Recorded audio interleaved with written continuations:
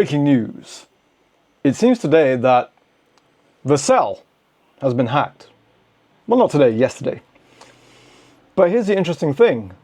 The attacker used compromised credentials called a Google Workspace OAuth token via context.ai to get access to internal systems at Vercel.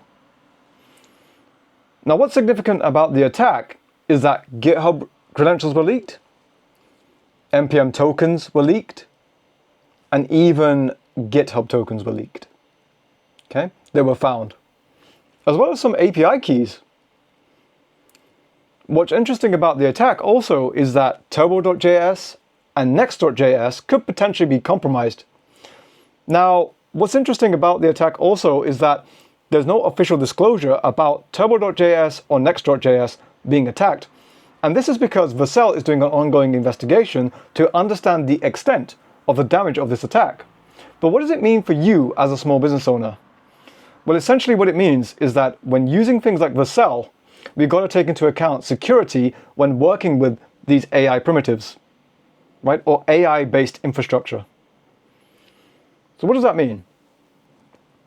Well, perhaps you make a site using Lovable or Figma or one of these other kind of AI-based creation tools. You're building that for a particular customer. Now that could be for things like GTM. It could be for things like lead magnets, funnels, all that kind of thing, especially when you're starting up a small business, that are really, really necessary in order for you to attract customers and, more importantly, retain them. But here's the thing. By not implementing security, you hold yourself liable to the GDPR, the Information Commissioner's Office, and potentially a 10% fine on your revenue. Okay? So, what can be done about this? Now, considering that it's a Vercel attack, right, which has happened, one of the things that you can do is you can implement rotation of these secrets. What does a secret mean, though?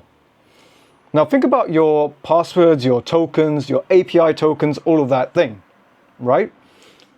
What I'm suggesting is that you rotate them. In other words, you create a new one. You strip the old one out, put a new one in, and then happy days, and see where you go from there. Right? That would be my first recommendation.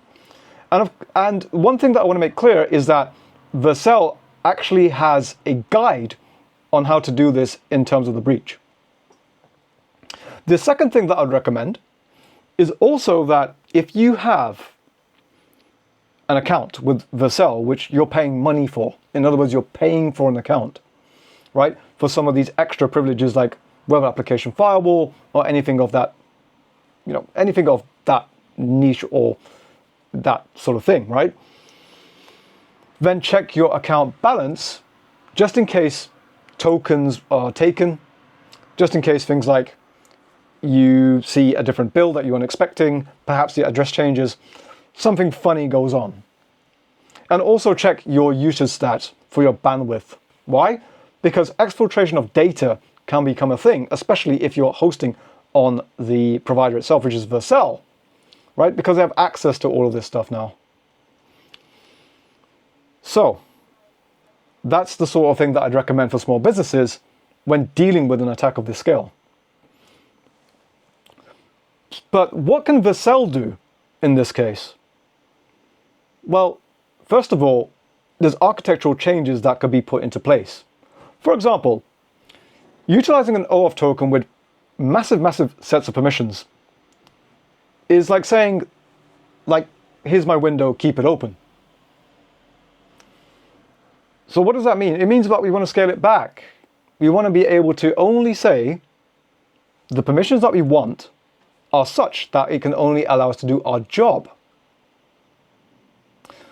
So what does that mean? It means that we implement something called the principle of least privilege. Just enough permission for us to do our job, but nothing more. So that's one thing that they can do. The other thing that they can do is not store environment variables or secrets in plain text to be seen, even with extra levels of permissions. Why? Because there are different tools out there which can help with this. This is called secrets management. Now, Vercel itself has a way in which it can deal with secrets through the rotation, right? And I think I talked about it, right? We talked about API keys, passwords, think those kind of things, OAuth tokens. That's the sort of thing. And it's just good digital hygiene all round.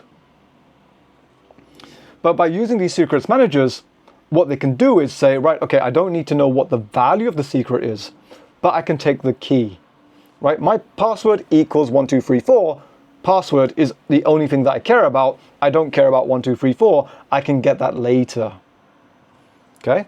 And put that into the system and say, okay, cool, I'm just referencing that. That's all I need to know, right? Deploy. And that's one thing that they can do, especially if using continuous integration and continuous delivery. Going back to the next.js and turbo.js things, right? Maybe they would want to run this in a sandbox to determine whether or not there's command and control systems which are compromising those particular packages when being instantiated. Now, of course, you could have your package.json, your package.lock files inside to determine if there's any sort of funny business with the versioning, like what we saw with Axios. You know, just to ensure that the actual supply chain when downloading these particular packages is as stated. And that comes into things like cryptography. Other things that you can do, right? Other things that they can do is check the activity logs on the server. Is there exfiltration of data where it shouldn't be? Very, very important, right? var log, all right? Checking those files, very, very important. Checking the Nginx logs, your Traefik logs, for example, if you're hosting, right? Those particular things are very, very important as well. Deployment protection. Now, I haven't talked about this, but deployment protection is also very important. Ensuring that what you deploy is protected, right? That sort of thing. Making sure that you have web application firewall in front of your application also helps you as a small business owner, by the way, as well as Vercel. And of course, like we talked about, deployment of rotational tokens. So if you're using Vercel to hook into any sort of different system, so for example, Airtable, perhaps using it to hook into things like Firebase, you know, all these different types of applications, perhaps even you're using it to hook into your AWS Postgres database, yeah? Then you need to make sure that those credentials are rotated in this instance, just in case people have got access to it. And of course, remember, you can utilize extra layers of security for that as well. Okay, so I hope that's been informative. I hope that you've learned something new. And if you want to learn more, comment security, because I'm more than happy to make these kind of videos, right? And help out you, the small business owner. I'm here to help. All right, I'll see you in the next one.